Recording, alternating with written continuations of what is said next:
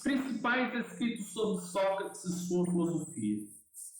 Se vamos estudar sobre Sócrates, precisamos entender quem escreveu sobre ele.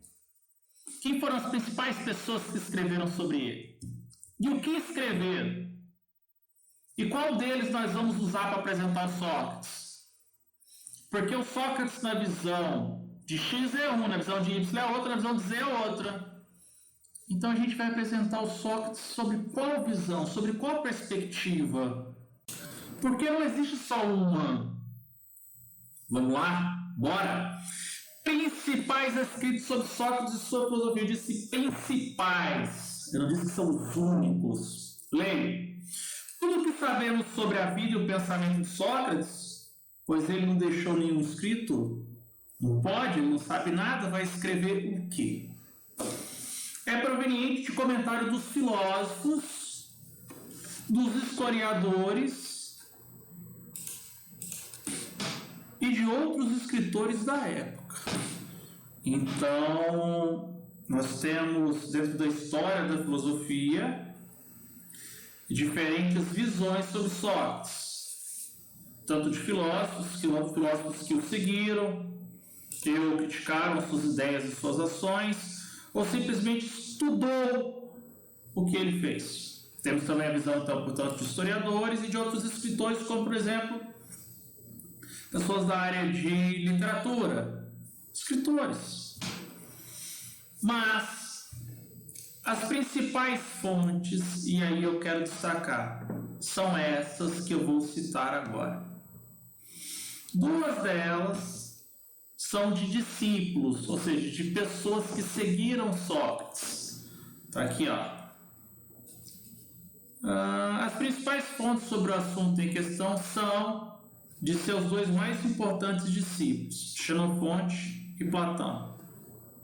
Se foram discípulos, parece que aí eu vou ter uma coisa boa, ou não, né? Porque tem aluno que gosta do seu professor, outros alunos nem tanto, outros alunos tem lá, estuda, mas não cria vínculo, e aí? Né? Estou fazendo uma provocação.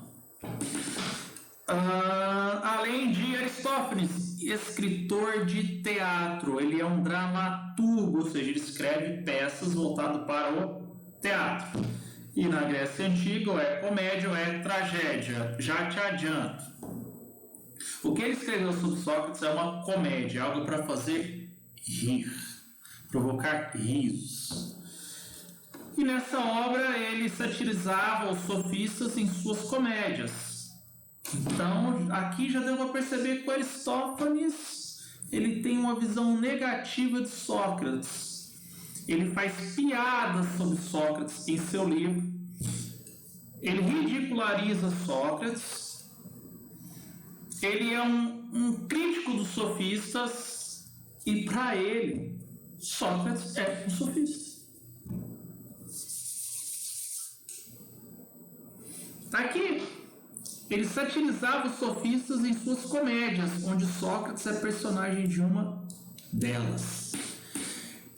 Temos três nomes: Xenofonte, Platão e Aristófanes. Xenofonte foi discípulo de Sócrates, Platão também. Aristófanes, não.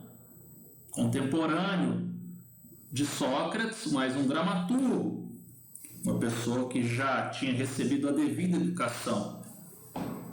Então a percepção que ele tem de Sócrates é diferente dos jovens. Que jovens? Xenofonte e Platão. E aí, no slide seguinte, eu digo o seguinte para você. O que sabemos de Sócrates, seu modo de ser, pensar e viver, é graças às pessoas que escreveram sobre ele. Portanto, o que temos são percepções de seus contemporâneos, de pessoas que viveram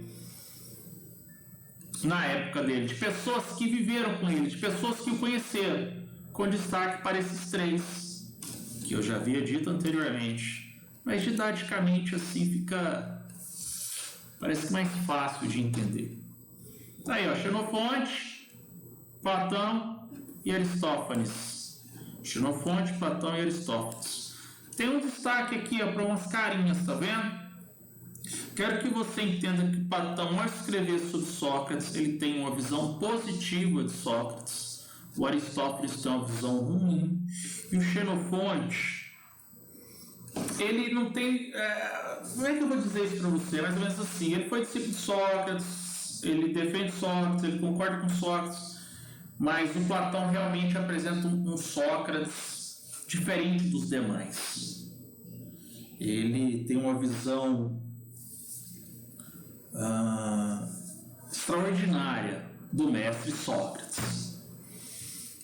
O Xenofonte, ele vai apresentar o Sócrates, vai ser uma apresentação dentro de uma perspectiva boa, mas em alguma medida vamos dizer que ele mantém uma neutralidade. Mas se você tivesse que optar, mas e aí, dentro dessa neutralidade ele está mais inclinado a críticas ou elogios? Elogios. Pois bem, continuando ainda dentro desse esqueminha pedagógico, dessas carinhas todas bonitinhas e tal, olha o que eu coloquei para você aqui, ó, no meio, Platão. Vejamos a posição de cada um deles sobre Sócrates. Aristófanes tem uma visão negativa, tá aqui. Afirma ser Sócrates um tipo de mestre pensador perigoso. E quem são os mestres pensadores perigosos da época? Os sofistas. Com a obra voltada para o teatro, gênero dramático, que ele vai satirizar Sócrates. Essa comédia aqui, ó, chamada As Nuvens. Xenofonte tem uma visão neutra. Lembrando que essa ideia de neutro aqui é no sentido que ele procura descrever Sócrates sem tomar partido. Afirma ser Sócrates apenas um homem moralista e convencional. Perceba que a sua obra recebe o nome de Apologia de Sócrates. Apologia também pode ser traduzido, porque você pega a obra grega e traduz. Tradução, Apologia de Sócrates. Poderia ser defesa de Sócrates. Por isso que eu falei para você, se você tiver que dar uma decisão sobre se Xenofonte tem uma visão mais voltada a crítica ou elogios, é mais a elogios. Então, Apologia de Sócrates. Curioso é que Platão, preste atenção, Platão também tem uma obra de mesmo nome.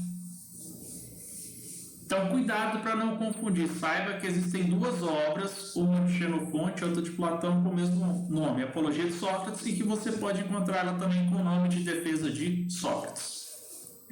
Por fim, a visão de Platão, a carinha aí, toda bonitinha, sorrindo, é uma visão positiva, afirma ser Sócrates o modelo ideal de cidadão da polis. Imagina. Sócrates, ele é o modelo, ou seja, aquilo que é referência. Ele é o modelo ideal, perfeito de cidadão da polis. Ele deve ser seguido. Devemos buscar fazer o que ele fez, se dedicar à busca da verdade e viver uma vida voltada aos aspectos morais. Enquanto Aristóteles escreveu uma obra sobre Sócrates, As Nuvens, enquanto Xenofonte escreveu uma obra sobre Sócrates, Apologia de Sócrates, Platão escreveu aproximadamente 35 obras, mas não é propriamente sobre Sócrates, mas sobre o que ele aprendeu com Sócrates. É claro que na sua obra, porque Platão escreve um gênero dramático, ou seja, suas obras são diálogos. Nesses 35 livros, não se sabe ao certo se todos são de Platão, mas vamos considerar que sim. Vamos considerar não, a história da filosofia considera que sim.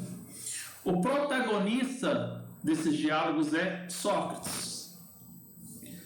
E aí dá para perceber o quão Platão tem para si, para sua vida, o seu pensar, o que Sócrates ensinou, o que Sócrates fez. Então, em todas essas obras, o Sócrates é o quê? É o protagonista, ele é o personagem principal. E aqui tem a representação de Sócrates em um de seus debates. O Sócrates, ele é um grego que incomoda, porque até o seu modo de ser incomoda. Então existem vários relatos sobre eles. A gente não vai dizer esses relatos históricos, tá? Esses relatos históricos colocam algumas coisas, mas deixa entender que isso não necessariamente acontecia, mas que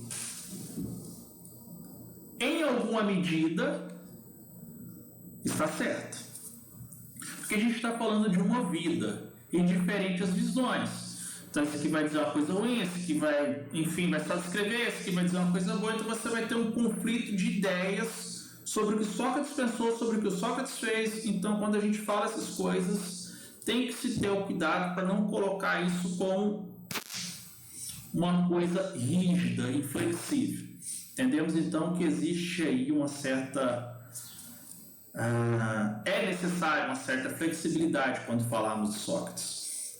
Então dizia que às vezes ele não tomava banho, o seu cheiro incomodava, ele conversava com qualquer pessoa. O grego o cidadão não conversa com qualquer pessoa. Sócrates conversava com qualquer pessoa. Ele conversava com meteco, ou seja, estrangeiro. Ele conversava com comerciantes, com sofistas, com políticos, com escravos.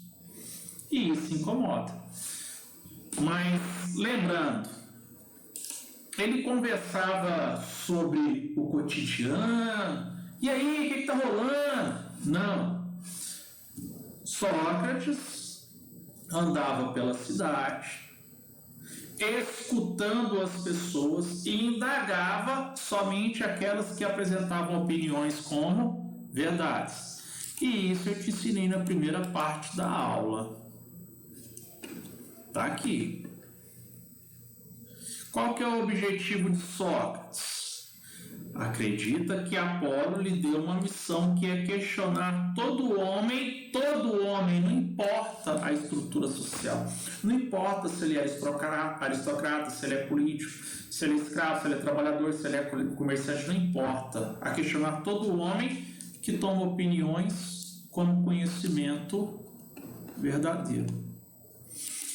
E aí você tem que pensar assim, ó. Primeira coisa, a gente tem que admitir que Sócrates é um cara bem conhecido. E que ele vai fazer muitos amigos. E inimigos. E outros, Sócrates vai ser simplesmente conhecido. As pessoas conhecem ele, enfim, mas e aí? Partindo para o cotidiano, a gente pode pensar assim, ó, você conhece fulano? Conheço. Você gosta dele? Sim. Você conhece fulano? Conheço. Você gosta dele? Não. Você conhece fulano? Conheço. Você gosta dele? Eu sei lá, eu só conheço o cara, não tem. E a partir desse momento, o que eu vou apresentar para vocês, a partir desse momento, o que vou falar sobre Sócrates é o Sócrates na visão de Platão. E aí, já deu para entender que o Sócrates que eu vou apresentar é o Sócrates dentro de uma perspectiva positiva. É dentro da perspectiva do seu maior discípulo, do seu maior admirador. Nos livros didáticos, a visão que você aprende é essa já, do Platão. É também a que eu vou ensinar. Mas então você vai ensinar ela porque ela é a visão positiva? Não! Camarada, são aproximadamente 35 obras. Não vamos estudar Sócrates em razão dela ser a visão positiva, mas em razão dela ser a visão que é mais completa, mais precisa. É por isso. Sabendo disso, podemos entrar agora nos principais temas da filosofia de Sócrates. E quais seriam? É o que nós vamos trabalhar, mas eu já te adianto. Teoria do conhecimento e ética. Pois viver uma vida digna, então, portanto, moral, tanto na vida privada, pessoal, quanto na vida pública, política, exige dos homens um conhecimento verdadeiro. Porque a verdade, o conhecimento, é aquilo que nos guia em nossas vidas. Então, para que as nossas ações sejam boas, devemos pensar corretamente. E não sair por aí falando qualquer bobagem. Foi justamente o que Sócrates fez. Combateu aqueles que utilizavam a opinião como verdade, unicamente em benefício de si, para ganhar coisas. Estamos falando de quem? Dos sofistas. Beleza? Continua então. Pega lá a próxima parte. Um abraço.